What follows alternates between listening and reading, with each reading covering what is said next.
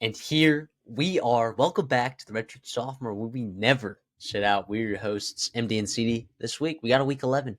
We were talking previews. We got the same agenda. If you've been with us, you know what's going on here. We're going to preview 8 games. We're going to go right then to our 30 dogs, 10-point underdogs that have a chance of winning straight up. And then we're going to get into our best bets. That's the agenda. If you like the content, make sure you're liking the video. Simple rule that we have here. If this is your first time, I would consider subscribing and staying with us the rest of the college football season, as we're going to be here with extensive coverage, previews, recaps, off season, bowl season, conference championship, college football playoff outlook. We got it all, guys. So make sure you're sticking around for all of it. CD, how's it going? How are you feeling about week 11 right here? Fantastic. Super excited. The slate is interesting. It was kind of tough, I thought, to find, games that we really wanted to pick on, but I think we did a great job of sifting through the important games and maybe the ones that aren't too important. Not every game's important. I take that back. Every game's important, but these ones I think we highlighted. I think we did a great job of narrowing down the games we want to preview and talk about that have serious conference championship applications, rivalries, stuff like that. A lot of good stuff on the slate here. Yeah, I mean, there's a lot of really good games. On this, I mean, Clemson and Virginia Tech is a good game, but we wanted to maybe throw in some more rivalry games that we just have been excited about to talk about since the start of the season. So, yeah, I mean, Clemson, Virginia Tech got bumped. But if you want us to talk about your favorite team, we're happy to do that in future videos. So make sure you DM us on Twitter at the Redshirt Soft. DM CD Chris Dawson on Chris_Dawson 10 and me and Matt Dawson 75. So you can communicate with us this way in the comment section of the YouTube videos. Spotify, there's Q&A, and our emails, theredshirtsophomore@gmail.com. So with that being said, let's just get into this, dude. Loving this slate, and we're going to start with a game that's early on this week. We're going to go to the MAC. Yeah, that's right. We got a smelly game where an undefeated Western Michigan team, undefeated in conference, Western Michigan, very important distinction right there, losses to Ohio State and I believe Marshall. And Wisconsin. They're favored. Sorry, home underdogs by 1.5 points to the NIU Huskies, who are 1-3 in conference too. Yeah. After a big win against Notre Dame, they follow up. They lay a couple stinkers in conference. Now, some of it was due to backup quarterback play. Some of it was to just maybe not having the right quarterback out there. And a couple weeks ago against Ball State, but regardless, it's been I think disappointing season. There were high expectations coming into the year for NIU, especially after the big Notre Dame win, top 5 win, against Notre Dame there, and then you followed up, and maybe you're kind of out of the MAC standings, but you still have a lot to play for. You got bowl games. You can, beat a Western Michigan team and put them down in the conference rankings. I still think this game super important. It's November, right? So we started the action. We love this. Yeah, I mean, now look at these two teams, and they literally couldn't be more different. All right, you got a team in Northern Illinois that down to down on the defensive side of the football is incredibly consistent, with the exception of a couple explosive plays in some certain games, but they don't rely on turnovers. All right, down to down, they're really good at getting off the field on third down. They're really good at stopping the run, and their secondary has done a really good job limiting the passing attack. It's why they're partially so good on third down.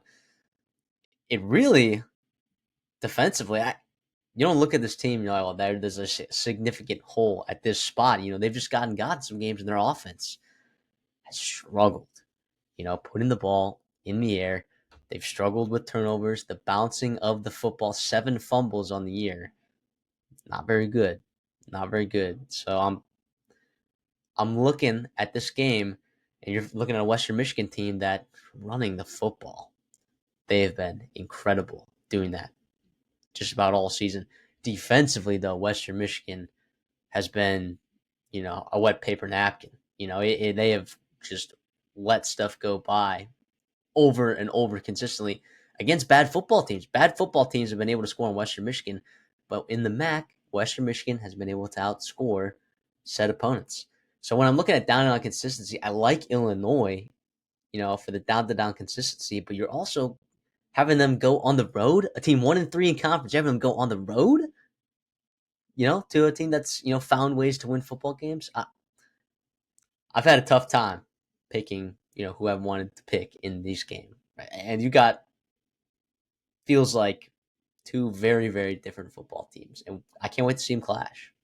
Yeah, it's going to be fantastic. I want to highlight a couple of those matchups that you brought up. NIU stopping the run, like you said, best team in the MAC, and then Western Michigan, their bread and butter is running the football. With those running backs, they got a stable of them that are playing really good football. Nixon, Buckley, etc., etc. And man, it's going to be really fun there. The trenches. Also, you brought up the turnover differences for each of these teams. NIU is -7 in the turnover differential, while Western Michigan is +7. That is a 14 turnover difference between these two teams. To me, I think Ethan Hampton comes back in, right?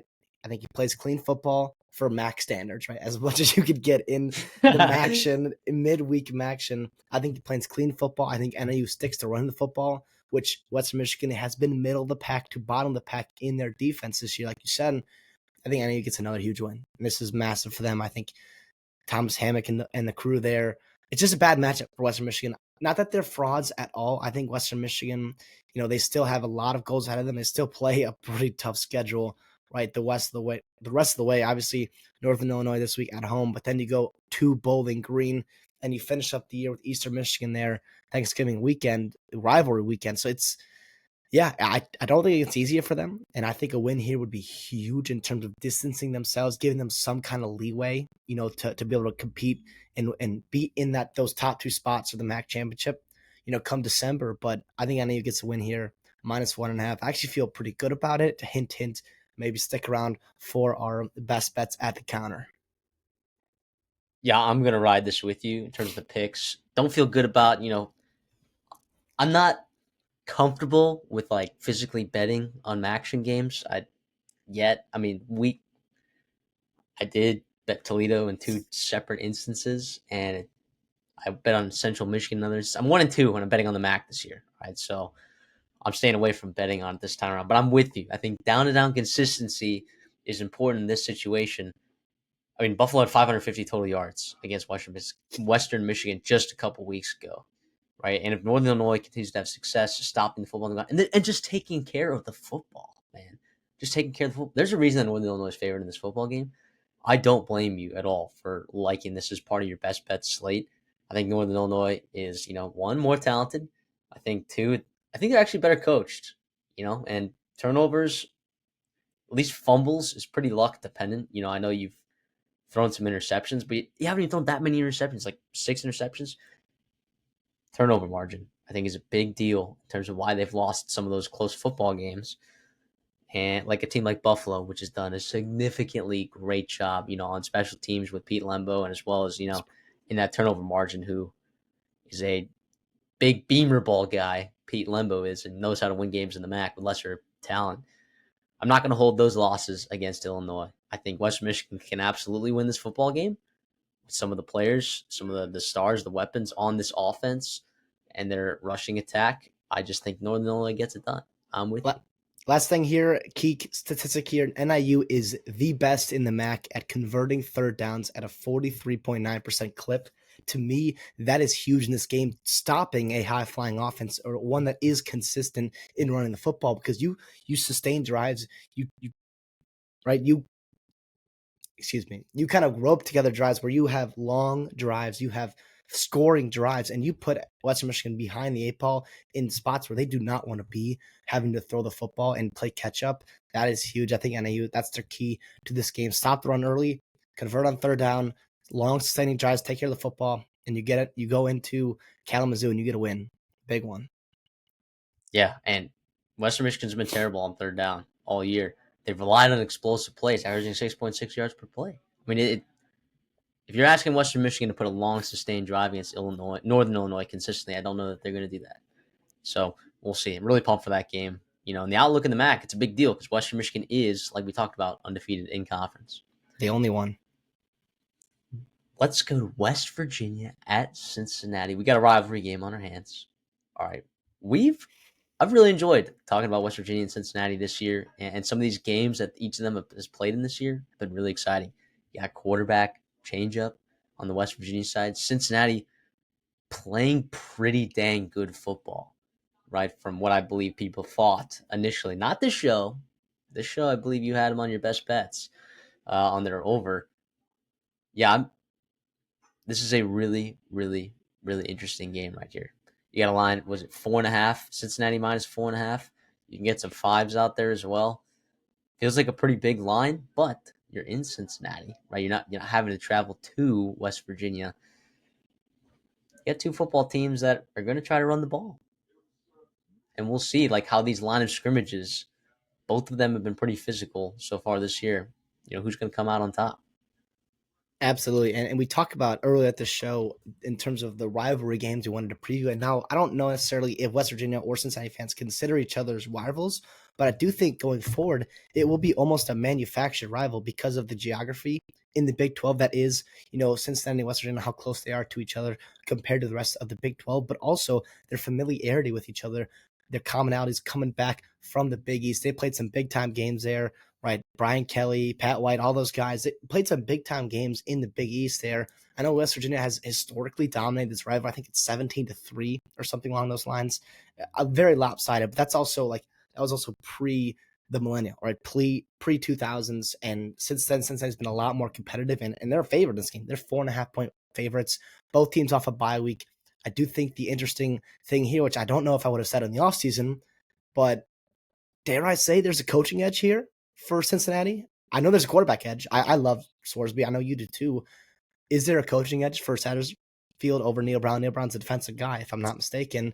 Satterfield, offensive guy, right? That I feel better about Cincinnati off a bye and how well prepared they're going to be, how they can scheme things up, as opposed to West Virginia. Yes, but also Cincinnati's run defense has been a problem. Yeah. Pretty much all year, right? It, I thought that they might, there with the concern about Corleone, like whether or not like he was going to be playing this season. That was a huge red flag for me in terms of like how that run defense was going to perform. I think even games with him, it's been pretty subpar. Right now, you got Mark Huell over there playing quarterback for West Virginia, who's a lot more consistent through the air than Garrett Green. They look a lot better right now, and running the football, they were always going to be able to do that. Mark Huell even has good legs of his own. It's not just Garrett Green that's over there, the mobile quarterbacks for West Virginia. Yeah, you got multiple running backs. They've been running the football well. They've kind of figured out that, yeah, I mean, hey, we're gonna have to run the football in order to have success in this league, and I don't know that Cincinnati is going to be able to stop that. But at the same time, if Brendan Sorsby can take advantage of that leaky secondary for West Virginia, who has looked a lot different, without the likes of Beanie Bishop and some of that turnover luck that they had just a season ago. Brendan Sorsby is a guy that can take advantage of that. And Cincinnati's also been pretty good at home as well. I'm going to take West Virginia in this spot. I'll take him plus 4.5. I'll take him to win straight up. I don't love it. Definitely not a best bet of mine at all. If Cincinnati shows up at home and they get physical and they're able to stop, West Virginia early on, and they trust Brendan Sorsby through the air. And it's Brendan Sorsby. Key thing he's got to do is take care of the football. He's done a pretty decent job of that all season, but in some games it's happened where he's allowed the games to be closer or maybe get away because of a key turnover here. There again, hasn't turned the ball over a ton this year, but it is something that has to be on your radar. Not that West Virginia's forced a lot of turnovers. I think they're -8, not -9 in the turnover margin, -6 in the turnover margin this year. So they have not been great in terms of taking care of the football and finding ways to retrieve the football from other teams. So yeah, I'll take West Virginia plus 4.5, and then the win and not feel good about it. Yeah, I'll fade you here. I'm going to go Cincinnati here, -4.5. I don't love it for sure, but also I do think you mentioned that matchup of Sorsby and the wide receiver Cincinnati has and the leaky secondary that is there. Also, you don't really get great injury news with Jaden Bray still out. Two defensive backs, Aiden Garnes and Aubrey Burks also out, as well as Garrett Green is considered doubtful as well, which we thought Mark Yuli actually played really good football against Yeah, Arizona. He was super efficient. He hit some explosive plays. And that's kind of the bread and butter of this West Virginia team as it stands right now. It's like run the ball well with White Donaldson and be efficient, take care of the football through the air, and be able to hit on explosive plays when they're there. Mark Yule did a great job last game, a couple weeks ago against Arizona in doing that. and he's going to have to do it again, I think, because I do think Cincinnati will commit to stopping the run. You have all week to get healthy. You have all week to rest up, prepare for a very physical football game at your home turf for a chance to go bowling here. Cincinnati's schedule, not that it's super hard, but there's no guaranteed wins left over. So if you're trying to go bowling, you have to get one. And to me, this feels like their best chance to get one. And as a guy that holds the over 5.5 ticket, I really want that to happen selfishly, obviously. But no, it's going to be a great game here, too. I also want to mention both teams play pretty clean football in terms of penalty wise. I think that's not something I'm super concerned about. And then third down conversions, Cincinnati has been really, really efficient. 44.6. That's top 4 in the Big 12. While West Virginia, a little bit middle of the pack, below middle of the pack at 41.7%. That could be something there if you are a new quarterback, if you are a team that has to string together drives running the football and maybe not getting those explosive plays, you have to be able to convert on third down or win on first and second down to put yourself in good spots on third down. Also, one more guy I want to talk about here, injury report for Cincinnati. I do hope they do get their wide receiver Tyron Smith back. I know he hasn't made a huge impact, but I know he's battling a hamstring injury. I'm not quite sure if he's going to play or whatnot, but he had the bye week to get healthy. It sounded like he was getting closer and closer to play, a couple weeks ago against Colorado. So I think he could be a guy that, you know, could be a difference maker, could be a deep threat, could be someone that you can get explosive plays. Or he was very productive in the CUSA a year ago. We highlighted him as a transfer that was pretty important for Cincinnati. Hope that he get him back healthy and maybe get him going in this game to be able to hit those downfield plays against the secondary. Yeah, last 2 points I want to make. Cincinnati. Well, one to benefit you, one to benefit me, right? Cincinnati's been incredible on third down, all right, and West Virginia obviously has had a tough time getting their defense off the field. If you're looking at for an edge for Cincinnati, controlling the football, right, and making sure that that West Virginia offense isn't clicking and they're having to sit on the sideline a long time, just to go out there, right, and then if they don't convert on third down, they're not clicking. Then all of a sudden, like it's really easy to get out of rhythm, when you are just sitting on the sidelines for most of the game. And then on the side for West Virginia, the stat that I like from West Virginia is they're one of the least penalized teams in college football. When you're going on the road, that's important, right? Getting any sort of edge that you can. Big noises, it's going to be a decent crowd at Nippert. You can definitely bet on that. It's not an easy place to play, as we've seen the last couple of years. They've had a lot of success there.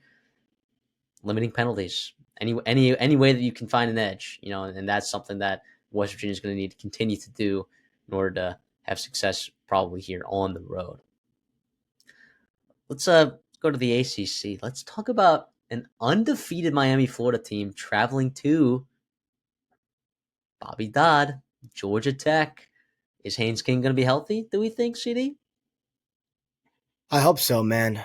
Boy, do I hope so, because they're going to need him if they're going to keep up with Cam Ward and this offense. Remember last year, this was the game that Miami was up late, right? And they could have just taken a knee, and then all of a sudden, boom, strip sack, or they stripped a running back, and then the Yellow Jackets bounced on it, and Haynes King had a touchdown.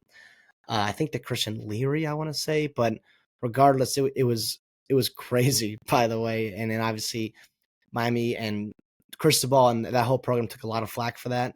Much different vibes coming this one. Miami is playing very good football. I know they haven't looked super squeaky clean, perfect in the ACC, but they're getting by. They're getting wins, and that offense is humming. Georgia Tech's defense is not anywhere near dominant, right? I don't think anyone would argue against me with that. So they're going to need a guy like Haynes King to be healthy and play good football for them to have a chance to keep up with Cam Ward.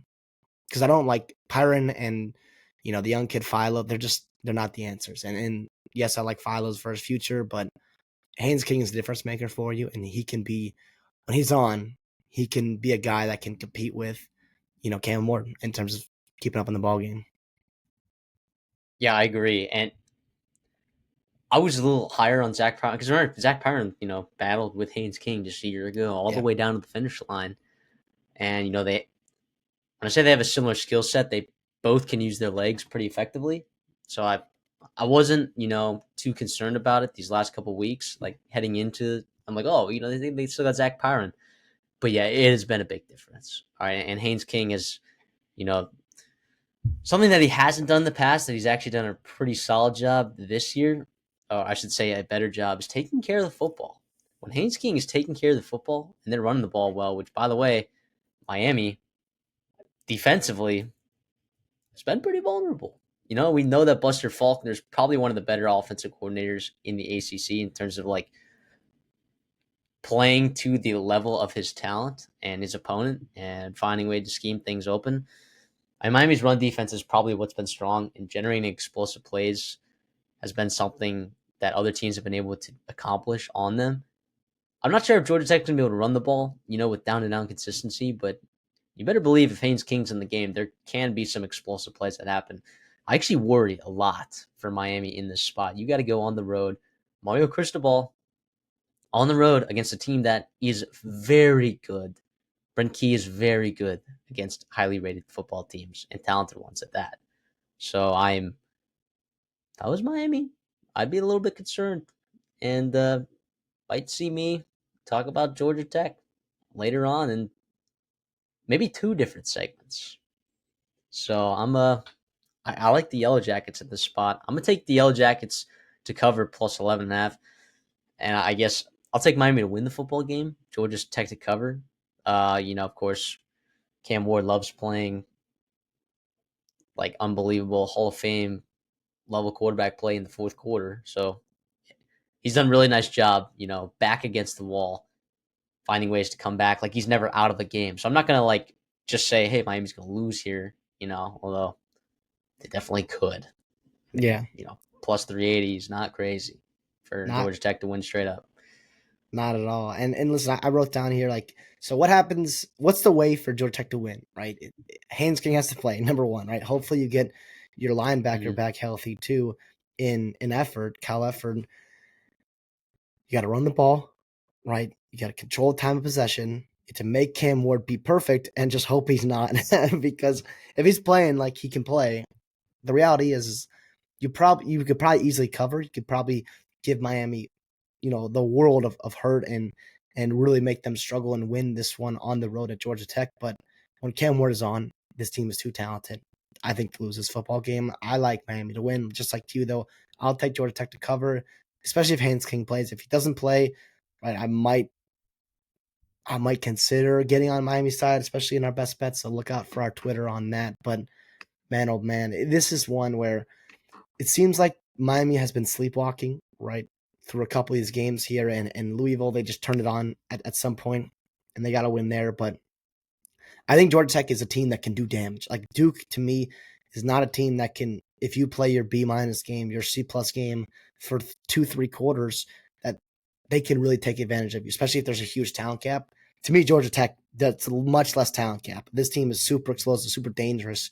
I do think that this is a spot, absolutely, like you said, where Miami could be in trouble. And for them, now it's nice that Clemson did lose because they gave you some kind of wiggle room there in terms of your ACC standings if you were to lose one of your last remaining games. But the other hand, too, like you want a first round bye, you want to have a lot of wiggle room. You want your highest seed possible, especially if you are not a perfect team, which they are not. You want to be able to have your best matchups in the playoff, which is fantastic that we're talking about that in year 3 of Cristobal right now, and year 1 of Cam Ward, year 1 of one with Cam Ward. Obviously, that's working out very, very well. But he can make mistakes. Like I said, he can make mistakes. He has to be perfect, and just hope he's not. If he makes some boneheaded throws, you have to take advantage of them. Do what Florida could not do against Georgia, and really pounce on them, and kind of, really take hold and momentum of this game, and make Cam Ward and Miami really, really be uncomfortable. But they've also been in spots all year. They, not that they're battle tested, but they kind of are, right? In terms of, Yeah, like you said, close football coming from games. Yeah. behind, close football games, adversity. And that's what Cam Ward's at his best. So it's very fun. Obviously, Georgia Tech, they're 5-4 right now. They are one win away from a bowl game. They still have Miami. They got NC State in a couple weeks, and then Georgia in Athens. They're two top 4 teams, and then NC State team that's playing a lot better football right now as it stands. So if they want to go bowling, right, it's kind of do or die time. Hopefully, Haynes King can be healthy off the bye. Does it help you at all? Right? Do you think it's a big advantage, Georgia Tech off a bye? Um. Yeah, absolutely. Well, I mean, one, you get a chance for Effort and King to get healthy. right? But yeah, I do think it is an advantage. You know, you're more rested up for what's bound to be a really physical matchup because Miami, we know, can bring it on both sides of the line of scrimmage. So that I think that's a big deal. I think that's a big deal, and I think you're looking at. Can we say that it's the best coaching staff in the ACC? Can we say that? Is that reasonable? Miami's. No, sorry, Georgia Tech. Yeah, I feel. I mean, the DC is Santucci, right, and Yeah, Buster Falk. and Like, yeah, Falk. in terms of coordinators and head coaching level, very, very good, very well respected. I love what I see from both of them, or all three of them, really. Yeah, like it might it it could be the best in the ACC. Could be, you know, in terms of like right now, what we've seen, like playing to expectations, right? Yeah, because it's Like not with the NC talent State that they right have, now. no, it's not. And yeah, they're not playing to expectations. And Clemson might not be playing to expectations either, or some people's expectations. And yeah, so I love this coaching staff at home against a giant. They Miami's haven't feeling gotten one good yet. because Miami's feeling good. Clemson's just coming off a loss. Miami feels like they got a cakewalk. Georgia Tech, all of a sudden,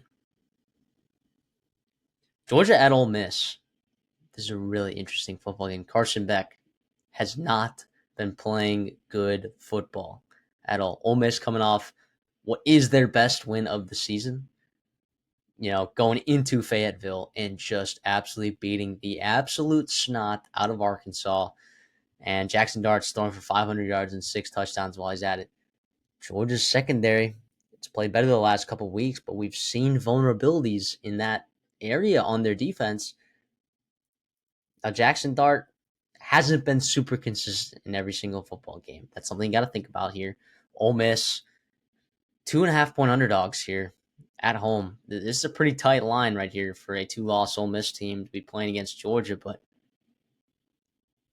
let me tell you, I like it. I like Ole Miss in this spot here. I'll take Ole Miss plus 2.5. I'll take them to win straight up because I don't like the way that Carson Beck's playing football, and I think they rely on him to have an offense. They really do. Ole Miss has had a really nice defense just about all year. When they've lost, it's when they've had those inconsistencies on the offensive side of the football, and now Georgia's defense is good enough to make Ole Miss, look like an average offense. Uh, really like, I mean, they didn't even have Trey Harris last week, and they put up their best numbers of the entire season. Um, so I like Ole Miss in this spot. I think they can take advantage of some of the stuff going on in Georgia's secondary. If you can generate a couple explosive plays, and if Carson Beck is turning the ball over and he's not careful with it, Ole Miss can win this game, guys. Ole Miss can win this game, and then all of a sudden they're not right back in the conference championship picture, but then you're looking at every team has one loss, right? And Tennessee has to play Georgia. Texas A&M and Texas play against each other, so you're looking at a real spot. LSU has Alabama, who already has two losses in the SEC. Like, you're looking at a spot where if you're Ole Miss, you're not out of this picture in the SEC championship conversation. You're not. So given how crazy it's been in the conference this year, they still have a lot to play for. And good God, these boosters would love a win. Yeah, I want to ask, who needs this more? Is this Lane Kiffin or is this Kirby Smart? Yeah, Who? oh, absolutely. It's Ole Miss that needs this more. Yes, I do think there is more pressure like year to year on Georgia, and I do think 10-2 is going to have fans upset. With we still have to play Tennessee, by the way, who's not looked great, and you still got to play against Georgia Tech. But yeah, I think I'm with you here because Ole Miss, they're trying to make a playoffs, and I don't even know if SEC championship is realistic for them, but I think a playoff seed, absolutely. Especially we'll see where they land up on this Tuesday's ranking, right, and see how the committee views them as a two-loss team, but a win here would do numbers for them in terms of their future outlook of the playoffs. Yeah, and obviously in terms of some of the injuries for Ole Miss, it sounds like Trey Harris is going to be available for the game. It's just more about, is he going to be on a snap count, right? How healthy is he going to be? What kind of percentage are you getting from him? Because, like you said, this Georgia secondary at times has been vulnerable, and if you can protect up front, which we'll see what they can do with this new offensive line, but if you can scheme things open or have players that just go and make plays, we saw Ryan Williams, we saw different guys throughout Georgia's schedule go up and make one-on-one plays. Like, he's a guy that can do that. He's a guy that can be a game wrecker for you. Caden Prieskorn, he's a guy that can do that. Where has he been? He had one good game against Oklahoma. Other than that, it has been missing persons alert for him. He could be a guy that could be a difference maker. Jordan Watkins, the emergence of him last week was big time for sure. But to me, it comes down, and for both of these teams, running the football. Can Georgia consistently run the football, take the ball almost out of Carson Beck's hands, and get the ball and run against a pretty actually stout Ole Miss front seven, if I do say so myself? And then for Ole Miss, can you give yourself advantage? Can you sustain drives? Can you get going fast? When they are doing good stuff offensively is when they're getting chunk plays, first down, first down, first down. They're going fast, and they can really get the defense in bad situations. And that's when they hit the deep shot. That's when they hit a big over, whatever it may be for Ole Miss and Lane Kiffin. But to me, run the football, control line scrimmage. That's what it is in the SEC. It's always been like that, and that's what it is in this game, I think.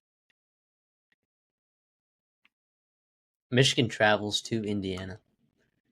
And guess what? Your defending national champions are 14-point underdogs to the Hoosiers. And guess what? Deservingly so. Indiana has beat the absolute piss out of everyone that they've played against this year. Everyone. They have absolutely smacked everyone. And people I saw on Twitter, not going to name names, but we're talking about national media type folks. And they're talking about how Indiana's resume doesn't look good if they lose to Ohio State and win every other game. But you have to look at how they've won these games. It has been a slaughter in so many football games. And look, I know they'll travel to Ohio State.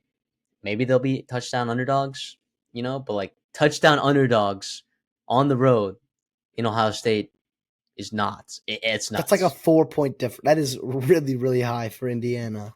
Yeah, it might be a little bit higher. It might be 8-9 points, but pending this Indiana football team is good, and the numbers and the market has finally caught up to it because they're getting the respect that they deserve because Curtis Rourke has been incredible. This defense has been opportunistic. They've shut down the run. They've put opposing quarterbacks under duress. This football team is good, and they've been able to run the ball on everyone. Their offensive line has way exceeded everyone's expectations. And Michigan, on the other hand, their defense even hasn't looked amazing. It hasn't. Quarterback has been an issue. We know that. Running back these last couple of weeks has been an issue. Khalil Mullings hasn't even looked good these last couple of weeks. That offensive line kind of stinks. The offense, it's been Colson Loveland and no one else. And even that defense, as good as Will Johnson is, well, hopefully some of those other pieces in that front seven, because they're going to need him because Indiana haven't looked great. Offensively Indiana's 14-point favorites. I'm going to take Indiana year. Yeah. I'm going to take Indiana to win and cover, dude. I'm going to take it win by 2+ touchdowns because that's just what they've done to everyone. That's just what they've done to everyone. At home against the Michigan team that has stunk. I'm going to take Indiana to win and cover. I'm with you. Indiana by 90 is what I have written down. I mean, to me, this does not seem like an overlook opponent, right? They have a bye week next week. So I think Indiana's on a mission right now. I think that coaching staff is too good. That team is too experienced, right? There are a lot of old guys on that team, played a lot of college football. They know how important this game is because of what's coming left on their schedule and where they're standing in the rankings or in the standings of the Big Ten. Yeah, their front seven, like you said, is going to give Michigan's offensive line fits. I think this is probably the best defensive line Indiana's faced, maybe Nebraska, but Nebraska's defensive line and the defense in general, it's kind of been hit and miss each week. So I think down to down consistency. Them. And they did. Smacked them. But I do think it'll be a little bit different level in terms of, kind of beasts that you're going up against. But I still am not concerned at all. I feel really good about it. I think there's a significant coaching edge there. I think there's a significant quarterback edge. I think there's a home field advantage, right? That's why they're favored by 14, and I'm going to take it too. My question to you here, though, is what is the path for Michigan, right? We talk about with these big spreads here. Like, listen, we're both on Indiana. We feel really good about Indiana, but if Michigan were to win, is it turnovers? Is it running the football somehow? And yeah, you have to put Curtis Rourke under duress. You have to force him to make mistakes. And, latter years, Ohio Curtis Rourke, right? After battling those injuries and whatnot, And they did not have a great offensive line his last 2 years there that he was at Ohio. And yeah, he struggled, putting the ball through the air sometimes when he was under duress. Now, this Indiana offensive line has done a great job keeping him upright. They've also had a balanced rushing attack that's allowed him, to take advantage of like play action opportunities and keeping defenses off balance and on their heels. Yeah, if you put him under duress, and you absolutely can. And Wink Martindale, that's the thing about him, right? Like the secondary might give up some explosive plays sometimes because he's putting guys on islands. Maybe this Michigan secondary, maybe they are talented enough to go on a one-on-one with some of these Indiana receivers, right? And if you bring the house, literally the houseman and co there from that second level, you got a chance to do damage here. And yeah, you need Curtis Work to revert to what, first half UCLA, or when he was back at Ohio for the Bobcats that last year. But you need significant regression from Curtis Work in order to win this football game, because offensively you're just not going to get the points. You're just not. Yeah, and I thought he looked pretty healthy too last week. I was a little bit worried how it would hold up. Quick turnaround against Michigan State, and I thought his thumb, and he was throwing the ball accurately. I not worried about that at all. Hopefully, this team can get to the bye week and get healthy after that, because, like we said, there's a big time game coming up, and I wanted to preview this game because I do think, not that people don't take Indiana seriously, but I do think people don't take them as seriously as they should. If their logo was anything different, if it was Oregon or Penn State, or there was some high preseason expectation of them coming in the year, I do think they'd be rated a lot higher than they are right now. And I do think, even though Michigan has struggled, even though they have lost a lot of football games and looked bad in a lot of them, right? I do think Indiana beating them at their home turf and physically dominating them, who's supposed to be a physically opponent team in Michigan, will give them a lot of respect that they finally deserved. And I think that'll make that matchup against Ohio State that much more important. And but on the flip side too, like if Michigan does give them problems, maybe it does. Okay, let's see what went wrong here, and how can Ohio State really expose that for Indiana. But I feel really good about Indiana right now. I think they're on a mission. You talk about teams being dominant, talent, complete football teams, running the football, stopping the run, getting the pass rusher, and obviously explosive plays through the air, turning the ball over, excuse me. All things Indiana is doing at a very, very high clip right now. Colorado travels to Lubbock. This is an interesting spot. Lubbock is a tough place to play, guys. Texas Tech's also coming off of a big win. Colorado coming off of a bye. I think that was huge for Colorado, right? Getting healthy. A team that doesn't have a significant amount of depth at a ton of positions. Getting healthy, coming off the bye. While I think there's a coaching edge, an in-game coaching edge, from the Texas Tech side. I do think the quarterback edge, Colorado's defense has also played significantly better as the season's gone along.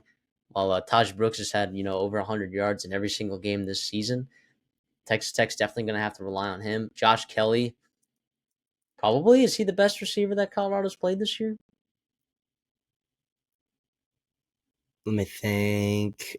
Yeah, well, Ted McMillan probably for Arizona, but Oh yeah, you're right. but he didn't do much. I mean, it was a Yeah, lot of Arizona's been struggling though. It's different. It's different over there. Sorry, yeah. Wildcat fans. It's a tough year for you guys. Yeah, listen, this game is awesome. I think obviously the Texas Tech win last week, kind of brought them back into the forefront of the Big 12. But the reality of that win also opened the door for Colorado to make their way to the playoffs, along with Kansas State's loss. Right now, Colorado is staring down a potential destiny game where they could be one win away from the playoffs, which I don't know if college football is ready for, but I'm here for it. Yeah, Colorado has been really good, and they're off a bye. I like Colorado here. I'll take a -3.5, even on the road here. I don't feel great about it, right? But I think they'll win. I think their quarterback edge is so good. I think Sanders is unbelievable. I think they found something running the football against Cincinnati a couple weeks ago, and I think they stick with that. I think they continue to play complete football, which is not something I would have expected since Colorado to be doing at this point in Deion's tenure, but they are playing complementary football. Sanders is taking care of the football. They have explosive talent all over the field, that defensive line, that wide receiver room, and now with their running backs, I love it. But Morton needs to not turn the ball over, and you got to get Brooks going, and you got to get that crowd into it. and really going, and you can kind of use that momentum if you're going to keep this one a close one and get a win here. But man, oh man, is Colorado a good football team right now? Yeah, and I'll also lay the 3.5, and I love it. I really like Colorado in this spot. I think Texas Tech, they're able to get Iowa State on the ground because Iowa State, honestly, down and down consistency on offense. I hadn't been impressed with it all year, and their run defense was something. Yeah, those walk on linebackers, that young set of guys on in that front seven. You saw them get taken advantage a little bit against UCF, and probably could have and should have lost that game. And then Texas Tech comes in and does get it done on the ground, and does do enough on defense, which you haven't been able to say a lot about Texas Tech this year on defense. They do enough.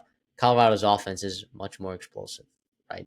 In fact, if you were to look at Colorado and Iowa State on a neutral field, I would be inclined to take Colorado. Iowa State might be power rated higher than Colorado on most places, but I'd be willing to bet. I would be laying Colorado if they played Iowa State, probably in whatever environment. Because also Colorado has been good on the road this year too. They got a nice win a couple weeks ago, coming off the bye. They got a nice win at home.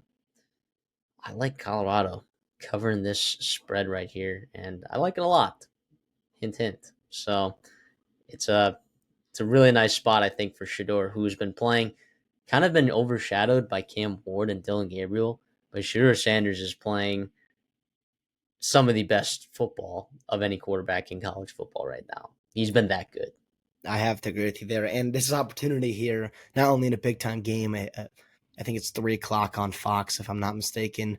But you going against the Texas Tech defense, right? Who we know has been bad, but especially bad against the pass. They are last in the Big 12, giving up 307 yards per game through the air alone. That is a recipe for disaster. And also, in terms of the other side here, in Colorado's defense, against the run, they've been about middle of the pack, which to me is fantastic. We talked about, it's almost the opposite of Iowa. We talked about Iowa in the Big Ten there, where if you can give them, average or maybe even below average offensive output, like they could be a really good football team and give a lot of teams problems because they already do with a horrendous offense. And Colorado, same thing here. We love that offense. We love the explosiveness of that offense. If that defense can give them, some kind of competency, and they have, and then some, right? Being right on average there, making plays, turnovers, all that good stuff. Yeah, I'm with you. I'm glad to see you're seeing this as I am too. Alabama travels to Death Valley. They play LSU in their annual showdown. Alabama 2.5 point favorites on the road against LSU. What a scary slash interesting slash maybe unexpected line for a lot of people. Maybe a lot of people thought LSU would be favored in this football game. The reality is, though, like Alabama's still a talented football team, right? They've found ways to get after the quarterback, in the form of LT Overton, which, by the way, what a hit, all right, for Alabama. Thanks Getting a Saban guy on like that one him. too. That was Saban getting that. Yeah. He Yeah, committed. Him and Domani Jackson, two of the better defensive players, committed before Saban left. Yeah. And you could thank Jimbo Fisher, DJ Durkin. You can thank all those guys. Who's the Elijah Robinson that developed him for a Elijah couple of Robinson, years? you can thank Elijah Robinson. Yeah, so he's been just outstanding. And you knew that he had all the talent in the world to accomplish what he's been accomplishing. The issue is like he's going against an offensive line that's only allowed 4 sacks all year. 2 of them against South Carolina, 2 of them against Texas A&M, 2 of the better pass rushes that you're going to see in not just the SEC but in college football. Right? Does Alabama have that level of pass rush to where they're able to get to Garrett Nussmeier and force the turnovers that South Carolina did, force the turnovers that Texas A&M did? I don't know that they're going to be able to do that. And Alabama's secondary has, been quite shaky this year. And Garrett Nussmeier has played really good football for a lot of this season. I'm looking at the UCLA game or USC game. It was just, late interception, not being able to convert on fourth downs. That kind of cost them in that game. In the South Carolina game, it was early interceptions, including one late one that, should have gone for 6, but whatever. And then against Texas A&M, it was just really nice adjustments by Mike Elko and Co to start getting those receivers' faces. But does Alabama have the talent in their secondary they probably have the talent, right? But are they going to be able to do it? I don't know, because Lord knows that LSU, who just got manhandled by Texas A&M in the ground game. Lord knows that Alabama's not able to run the football with their running backs consistently. So a lot of weight is put here on Jalen Milroe, which, by the way, is yeah, that's a lot, but that dude can do it, man. Jalen Milroe can win you football games, man. He has been very up and down this year. And like you said, he can win you football games. Hint, hint, the Georgia game, but he's also been struggling. In that Tennessee game, he was awful. And in that Vanderbilt game, he had a couple turnovers. And in that South Carolina game, he had some turnovers. And like you were kind of starting to see a trend there since that first half of the Georgia game. It has been, inconsistent play here. Definitely concerning. I think the bye week helped Alabama more than it helped LSU. And I think part of that could be part of the reason why I do worry about, being on LSU here. I'll take him +3, and I actually feel pretty good about it. But I also I hate going against Kalen DeBoer in big spots here. I hate going against Kalen DeBoer with time to prepare. To me, the question is like similar to the Georgia and Ole Miss game. Like a lot of these quarterbacks are going to get a lot of prop, and they should, and the wide receivers and all that good stuff, and they deserve that. But can each team run the football consistently? Because they haven't all year. Alabama has been really disappointing in their run game. Jam Miller and Haynes, while their averages are okay, but in big spots when they needed them to, they have not been able to run the football. Same for LSU, man. I mean, against A&M, it was bad. It was bad, bad, bad. Averaging, about less than 3 yards per carry on the ground for your running backs. But Bama, though, stopping the run, their defense, as much flack as their, passing game has gotten and their secondary has gotten, their rushing game, they're giving up they're 15th, 14th in the SEC in rushing yards per game defensively. That is not where you want to be. And if you're LSU team trying to find that identity, trying to maybe slow down guys like LT Overton, Quay Rousseau, Quindarius Robinson from Alabama off the edge there, if you can run the football consistently, put Nussmeier in good spots where he doesn't have to play hero ball, where we've seen him turn the football over, that to me is huge. Also, if you're Alabama going on the road here, to Death Valley, night game, running the football does wonders in quieting a crowd, because sacks and turnovers and big plays defensively can really get Death Valley going. I like LSU here to be able to do that. Like you said, the O-line has given him a lot of protection, Nussmeier, except in 2 games when the defensive lines were unbelievable. I like Alabama's defensive line, but I do think this LSU team can put enough points on the board to where Alabama just cannot keep up. Yeah, I'm with you. I think I said 2.5 earlier. We are picking this game at 3. I just realized after you said that. I'll take LSU +3. I'll take them win as well. I'm a little bit confused as to why. Honestly, as to why Alabama's favored in this football game. I think the wrong team's favored, to be honest. I know from a power rating standpoint, yeah, Bama is probably better than LSU, but where they might be equal. I don't know. Just I like LSU in this spot, especially at home, man. So I'm with you. Give me LSU, and I'll eat up all of those points. Can I ask you a question here in terms of coaches, or programs that are maybe a little bit more urgent and need this win? The pressure is on, like the fallout of this game, right? Who needs this more? Obviously, I get the playoff implications and the losers probably eliminated and whatnot, but which coach, which program building themselves and trying to find an identity in this new SEC, right? Who needs it more?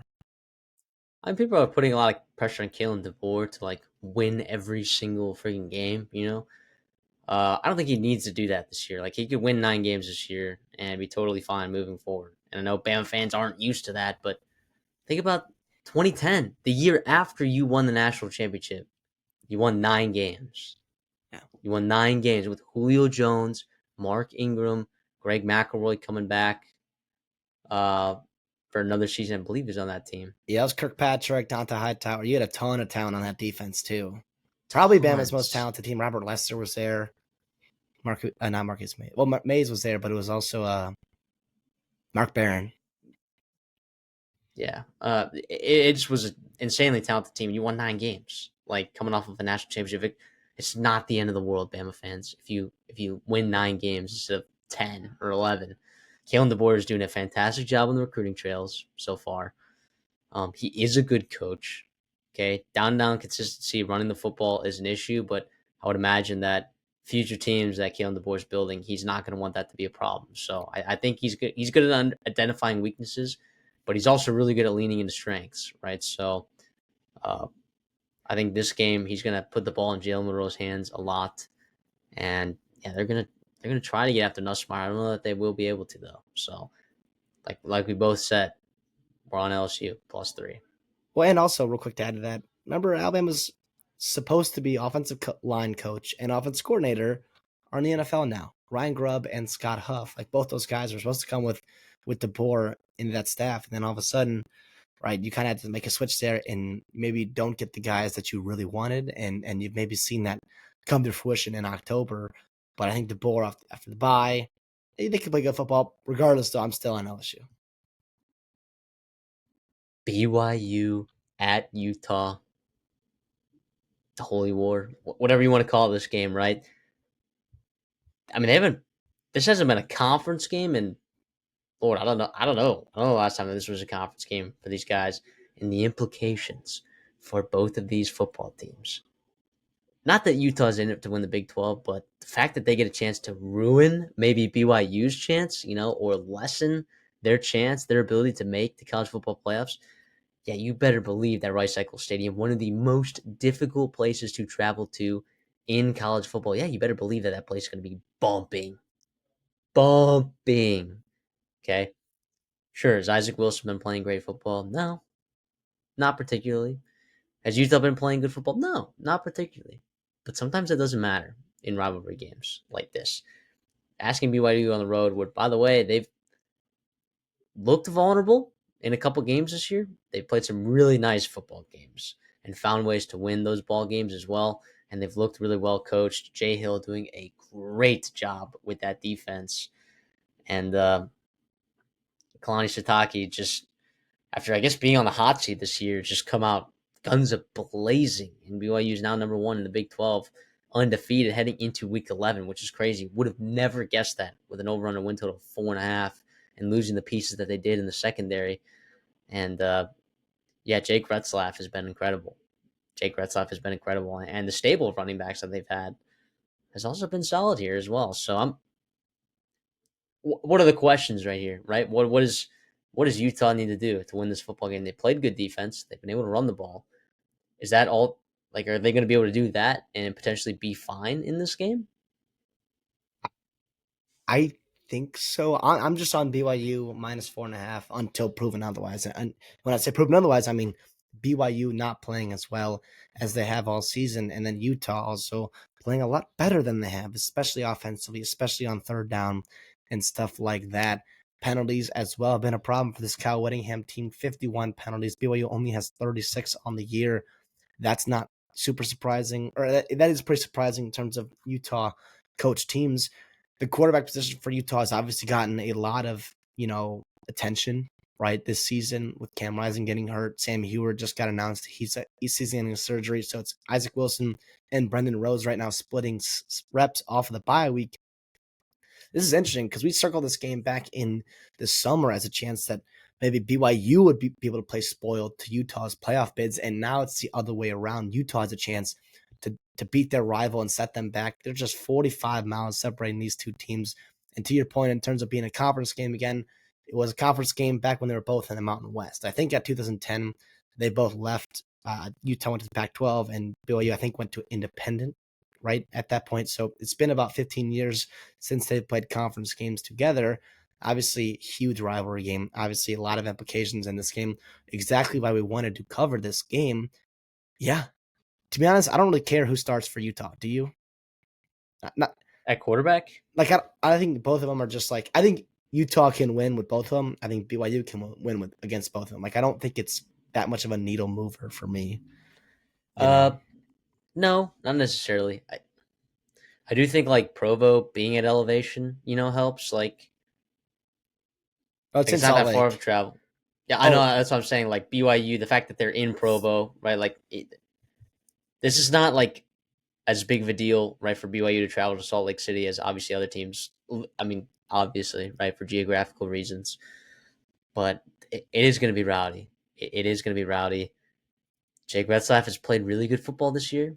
He stayed upright for the most part. But how many like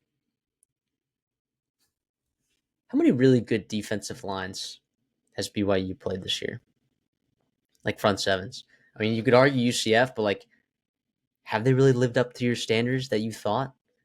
You know, like you look at Kansas State, has their D line really lived up to what you thought their defensive line was going to be? SMU, has played really nice football in the front seven there, which is really surprising. But they weren't playing that good football that early in the season. You know, I I think this is gonna be a close one, dude. I think this is gonna be low scoring. I like BYU to win, but I'll take Utah plus 4.5. I think this is a field goal game. I think Utah can take these guys down to the wire. Keys to the game for Utah, though, don't turn the ball over. All right. The fact that Utah is negative in the turnover margin, with the Kyle Whittingham coach football team is wild, right? It's highly unusual. Okay. They're the ones usually forcing teams to make mistakes, and they're the opportunistic ones.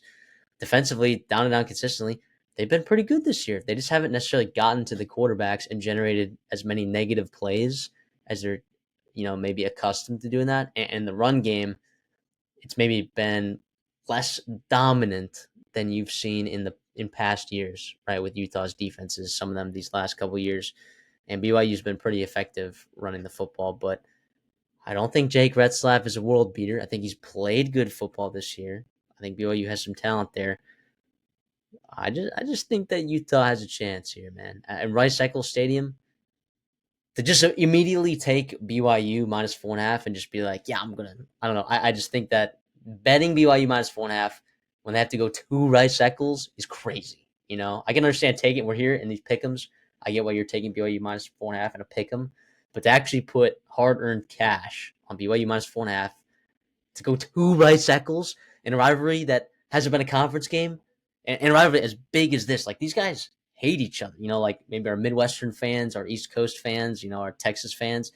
Like you guys have to understand. Maybe Texas fans, like folks that live in the state of Texas, understand this, more than most. But these guys hate each other. They hate each other. And you look at some past games, like some other big rivalries over the years. Ohio State, Michigan. These last couple of years has been really competitive. Alabama, Auburn, you can never count those teams out. With no matter what. Iowa Florida, State. Georgia. Yeah, there's some games that you have to look at and be like, okay, this rivalry, like both teams are just gonna bring it, and they hate each other. I get that BYU's been playing a lot better football, and they are likely playoff team. Likely, I say likely, not guaranteed. But I think Utah could get them. So I like them minus. I like them plus 4.5. If you're gonna give me those points there. Yeah, listen, I like you said, I'm not gonna be betting on it. In terms of, I can't ignore what has happened all season long, or really since the end of September. In terms of when Cam Rising got hurt for Utah, it's been a different football team. BYU has been playing good football, but again, like you said, anything can happen off a bye week.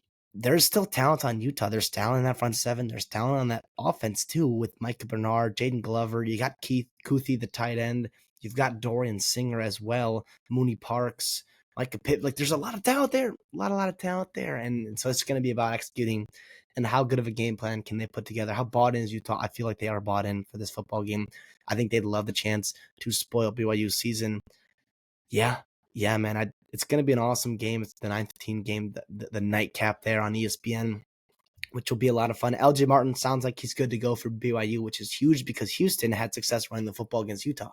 All right, they ran the ball for over 200 yards in that football game, and if BYU wants to go on the road here and help protect a guy like Jake Retzlaff, that would be really nice to get that ground game going. Yeah, I will say 2 losses at home this year for Utah. It's not awesome. It's not what we're used to. But I think there's going to be some urgency in that crowd too. Like, Oh, for sure. like there'll be And some like really urgency. the loss to Houston that wasn't at home, right? That's looking every week. That's looking like a better and better loss. The Arizona State loss doesn't look super bad. That one was also on the road. The really bad one was Arizona, right? You You got out looked pretty physical. garbage. Yeah, you looked pretty garbage against Arizona, but that was over a month ago. So By the way, tickets are $160+. if that tells you something, this is gonna be a good football game. For Y'all just buckle reference, up. For reference, Alabama LSU in Death Valley night game, 240. So Yeah, it's not like a crazy dramatic difference here. It's a big time game. It's a big time game. we got our Dirty Dogs up next. For you guys that are listening for your first time, what are the Dirty Dogs? These are 10-point underdogs. CD and I take two of them every single week, one each. We do a little draft. Okay. This week, CD gets the first pick because he hit the bigger, stinkier underdog last week. He took Hawaii plus 440. That is smelly. Smellier than my Louisville plus 325. On the year, we found 10 out of our 40 games we've put on our list have smacked one straight up as 10-point underdogs. You're looking at a 25% clip. If you were to follow our bets, just take them straight money line, which I don't recommend that you do. These are pretty Hail Marys. And if you do, I mean, definitely lower your unit size, but you'd be up 9.3 units just to kind of validate that. Yeah, we've been hitting some stinky ones. All right. This is, if your team is on this list, you're a team that's, or sorry, I guess if you're a team that is playing a team on this list, you are in trouble. So, with that being said, let's get into it. And you've got the first pick over here. What are we going with? Yeah, this one, speaking of smelling, my team's going to be plus 24-point underdogs. Give me Mississippi State to go on the road in Neyland plus 1,200. I've been talking about Tennessee as a team that to me has been severely overrated all year, or really of recent in that top 10 there. Mississippi State and Michael Van Buren. That kid is a gamer. We've talked about him a couple times. You bet on them last week, and that cashed after a slow start against UMass. They're talented. And I think this team, in terms of what they can do offensively, can put Tennessee in problems where if they go down early, they can actually take advantage and beat Tennessee. We've seen Tennessee slow start after slow start after slow start. Going back to Oklahoma, right? A couple weeks, and Oklahoma did not have the offense to take advantage of that. Arkansas, they did, and they kind of did, and their quarterback even got hurt, and they still went down and won the football game. Florida just did not get going, right? They could not take advantage. Alabama could not take advantage, and Kentucky could not either. I do think this is the week potentially. I love the plus 1,200 juice there, and all that kind of value. Yeah, let's get Jeff Lebby's first conference win. Let's really send Tennessee back down a notch and kind of open things wide open in the SEC after this week, because you've got Georgia and Ole Miss playing, because you got Alabama and LSU playing. There could be a lot of shakeup at the top of the SEC this week. I think Tennessee goes down.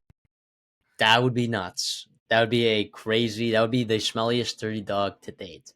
And it can happen. I think Tennessee would have to not commit to running the football, Yes. right? It would have to be one of those situations where Mississippi State gets up early and Tennessee sort of hits the panic button and Nico tries to do too much.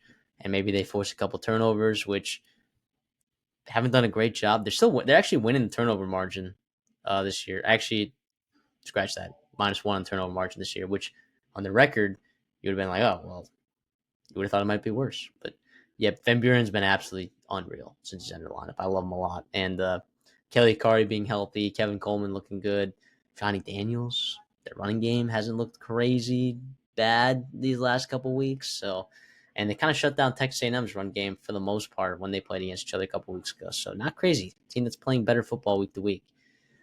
I'm going to go over Georgia Tech plus 380. Already talked about them. Yeah, I kind of like it. And this is very dependent on Haynes King playing. But if you're going to give me at plus 380, the reason that's at plus 380 is because Haynes King, it's very, very, very questionable, right? I'm not sure the reports look great right now for Haynes King in order to play. At least last week, the updates that I saw a couple days ago, but they're coming off of a bye week. For all the reasons that we talked about before, Georgia Tech plus 380. I think they're a better coached team. They get them at home, and Miami's gotten off to slow starts. And if Georgia Tech gets up, and Tyler Santucci, who's done a really good job with Georgia Tech's defense this year, finds a way, creates some turnovers from Cam Ward, and eliminates his hero ball in the fourth quarter, I think Georgia Tech can win this football game. That's awesome. That would be awesome. And talk about shaking up the ACC, that would do that as well. My next one here, going to the Big Ten here, going back to University Park there in State College. Give me Washington to go on the road and beat Penn State. That right now is a 13.5-point line. It is plus 425 on the money line for Washington there. Here's the reasons why I like it. right? Washington has struggled in games where teams have run the football on them, right? And Penn State has struggled to run the football all year long. I do wonder if there's some kind of hangover effect for Penn State in terms of a slow start. And honestly, this Washington team, they're kind of dangerous, man. They've been giving teams problems, right? If they can take care of the football, they can go on the road here and get a win. Will Rogers, good football player. Jonah Coleman's a very good football player. They also do some fun stuff with Demon Williams there as the backup quarterback in terms of getting him some playing time in certain packages there. But yeah, Jonah Coleman special and Denzel Boston and Jeremiah Hunter and Giles Jack, guys like that could take advantage of Penn State's secondary. I like it for Washington here. Don't feel great about it, but in terms of the board here, plus 425 felt like it was pretty good value. Why not? Jed Fish, signature win in the Big Ten. Yeah, not a ton of other games that I really like on the board. I think that's a good one, but wasn't the one that I was thinking of. I'm gonna get a little bit smellier.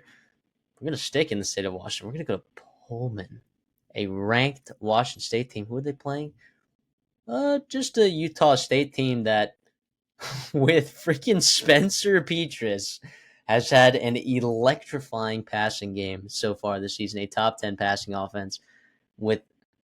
If you want to know how bad Brian Ferentz is, like, that's crazy. I thought Spencer Petras was going to stink in this offense. I thought Jalen Royals was going to suck butt. But look, both Washington State and Utah State have had garbage defenses. The over-under for this game is like 69.5, 70 points.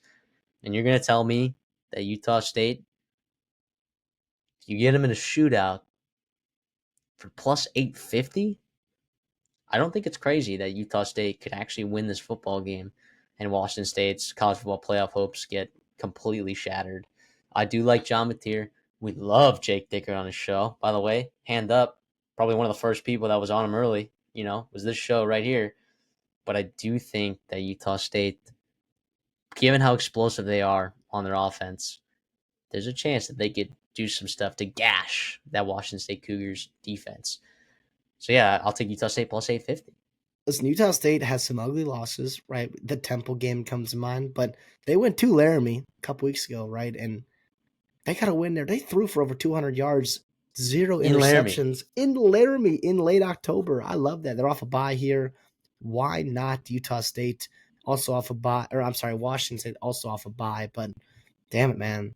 Why not? This would be super smelly. It would be awesome for the show.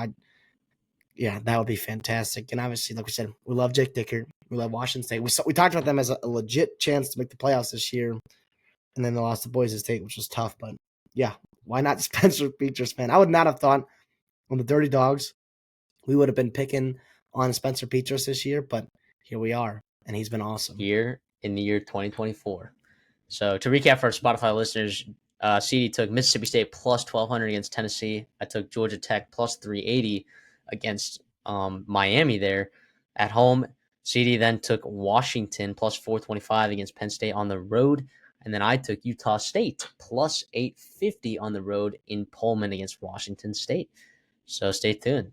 See if if any of these actually hit, which some of them have. So if you're playing a team this week that's on this list, just watch out. We're That's all I'm averaging saying.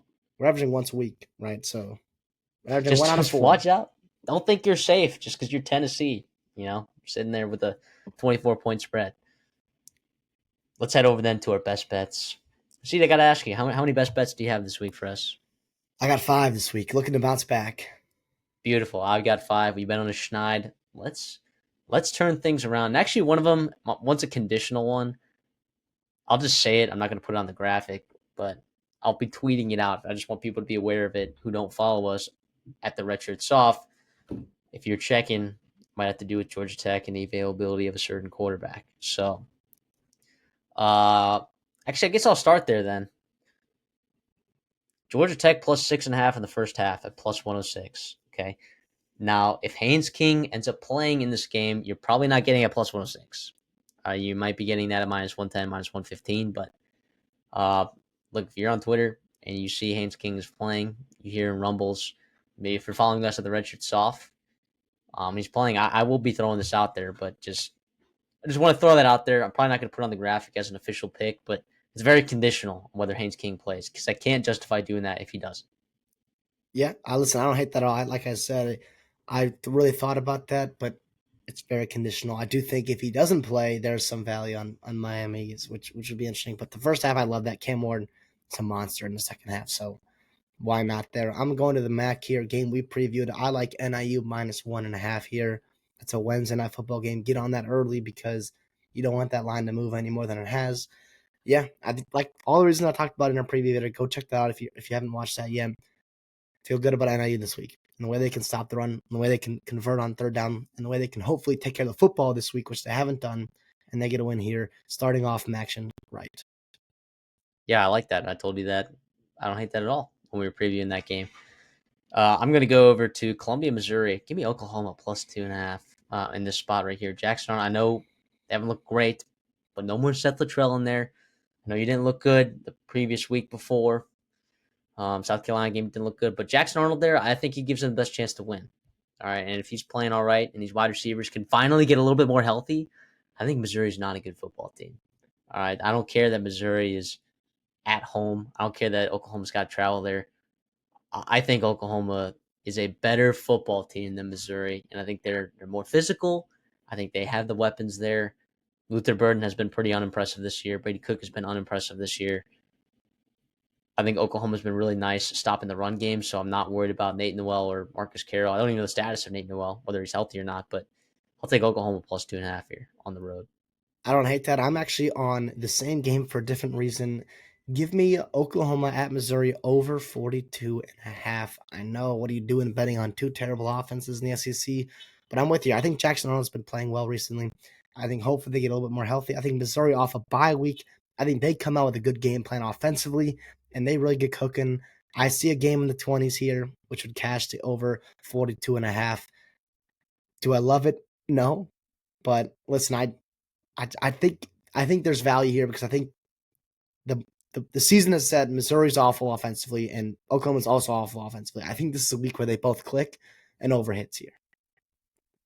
So he's got that 47.5? 42.5. 42. I was going to say 47. Feels like a lot. 47. No. All right, but yeah, 42. Yeah, I don't hate that.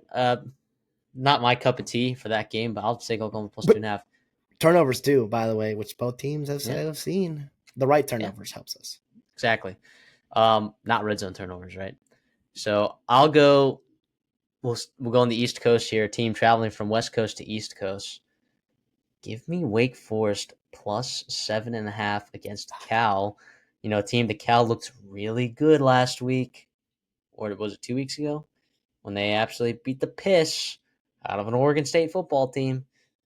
But Wake Forest has been sneakily good on the offensive side of the football. I know Cal is good on the defensive side of the football, but that cross country traveling stuff, Wake Forest went on the road to beat Stanford across the country. Let's see if they can go 2-0 against those California schools. Cal traveling all the way over there. 7.5 feels like a lot of points for a Cal team that's struggled to win football games, except for that Oregon State win, right? So I like Wake Forest plus 7.5. Sue me. It scares me. I think for me with California, I just can't get their preseason my preseason expectation of them out of sight. I can't get how close they've been to being 7-1, 6-2, what they should be at Mm-hmm. right now in terms of losing those football games. But plus 7.5, you get it, or just plus 7? I took it plus 7.5. Yeah, okay, You can get like yeah, minus 112, yeah, minus that's 113. money. I like that for you. I'll allow it. The hook might be huge. For me, I'm going to the SEC here, or staying in the SEC after that Missouri Oklahoma over. I'm on LSU plus 3 here. I Not just crazy. I think Death Valley at home. We've seen these big time games, the SEC, what the home teams can do for you, and how hard it is to go on the road here. Give me LSU plus 3 for all the reasons I talked about in our video. Go check that preview out if you haven't as well. But yeah, LSU plus 3. Yeah, I was really close taking that. It's really close. But something about Garrett Nussmeier turning the football over just kind of strayed me away. But um, speaking of good quarterback play, I talked about it a little bit earlier. Colorado minus 3.5 against Texas Tech. I know you're going traveling to Lubbock, not an easy place to play, but you're coming off of a bye. Shedeur Sanders playing some of the best football in the country. If any player, I mean, honestly, he's been more valuable to this Colorado team than Travis Hunter to me by a long shot. And people are going to disagree with that. Sue me, all right? Shedeur Sanders has been playing absolutely lights out football. I think Colorado could be 6-2 right now without Travis Hunter. I think they could, or 7-2, or 6-2, whatever their record is. But Texas Tech, yeah, it could be a tough game for them. But I think Colorado's just playing way too good at football right now. And would I have thought that I'd be taking Colorado -3.5 against Texas Tech a couple weeks ago? No. But guess what? Here we are. Let's go Buffs. Yeah, I really don't hate that at all. I don't hate that at all. I'm sticking the SEC here for my next one. Team I took on the Dirty Dogs. I'm also going to be taking them spread Mississippi State +24 here. I was just checking the line to make sure it didn't move to 23.5. Yeah, the Bulldogs here. All the reason I talked about in the Dirty Dog segment. I think, well, first of all, I think they're going to score, and I think they can actually win this football game, but I do not think Tennessee is good enough offensively to win by 24. I think it's as simple as that. I don't know if they can score that many points to outscore Michael Van Buren and Jeff Lebby. Not crazy. Not crazy. I'm going to go to my last bet here. We talked about a little same thing. You're dipping into your Dirty Dogs. Let me dip into my Dirty Dogs for a different play.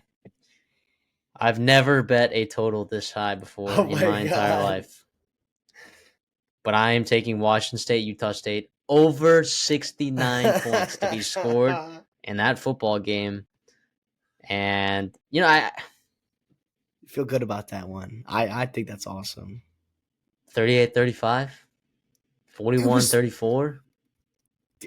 What game was it? Wasn't it New Mexico and Utah State? It was like 35-35 at halftime a couple weeks ago. Like, No, I think it was or was that New Mexico, Wyoming? No. no, New Mexico had a total that was like 78 or something like that. And like it totally soared under by like 60 points or something like that. Like it was a Yeah, terribly low scoring game. But I like it. Couldn't keep my hands off of it. But yeah, that's gonna be it for me. I'll take those 4 bets pending the Georgia Tech first half +6.5 if Haynes King plays. I got one more here, and I'm in the Mountain West as well. Give me UNLV -13 on the road against Hawaii. I know going to the island scares you, but they're off a bye. This is a really good football team. I think they're gonna come out of the bye playing determined football, ready to go back to the Mountain West and get revenge on Boise State. UNLV -13. Yeah, I like it. They were on your Hawaii was on your Dirty Dogs last week, but it's about picking the right weeks for those To be really on Dirty smelly, stinky, Dogs. dirty dogs. Yep. Yeah, you got to pick the right weeks. Okay, and this is just not one of them, according to you, for Hawaii. So, yeah, that's gonna be it. Recap for the Spotify folks: Georgia State +6.5 first half. If Haynes King plays, huge conditional factor right there. And I'll be posting on Twitter at the Redshirt Sophomore if he does, or if we get word that he is. I am on Oklahoma +2.5, Wake Forest +7.5, Colorado -3.5, Washington State, Utah State over 69. Feel like kind of a crazy slate for me right there. Wouldn't have thought that I'd be betting on Wake Forest, Colorado, and over at 69 just a couple weeks ago, but here we are. I like the value. You're on NIU -1.5, Oklahoma, Mizzou over 42.5, LSU +3, Mississippi State +24, and UNLV -13. That's going to do it for our best bets. That's also going to do it for our Week 11 previews. Thank you guys for tuning in and checking us out at the Redshirt Sophomore. We love having you guys here. If you like the video, if you like the content, like the video. All right. That's a kind of a rule that we have if you're watching on YouTube. If you're listening on Spotify, maybe a 5-star review would be really nice if you left that for us. We'd appreciate that a lot. And if you're on YouTube, maybe subscribe. Guys, if you like listening to this kind of content and hearing what I think is we give a lot of different perspective. We're not regurgitating information from other people. We're diving into this thing head first, and we want you guys to be here for it. So if you want us to cover a team that we didn't talk about today, just let us know. Like, hey, I'm a fan of, Ball State. You haven't talked about them a lot, and the firing of Mike New, and what the impacts of that are going to be. Look, we love to talk about that kind of stuff. We touch every part of college football as long as you ask. So let us know in the comments or by email, theredshirtsophomore@gmail.com, or on Twitter DMs, all that stuff. So we appreciate you guys so much, and we keep growing, and thanks to you guys. Yeah, See anything listen, for us on the way out? Oh, public yeah. service announcement here. We have football, college football, Tuesday through Saturday this week. It's going to be awesome. Action is officially starting. We're into November conference races. Just enjoy it like we are. We hope you guys are enjoying it as much as we are. And so, yeah, continue to continue to subscribe, all that good stuff, like Matthew said. And we'll see y'all in the next one.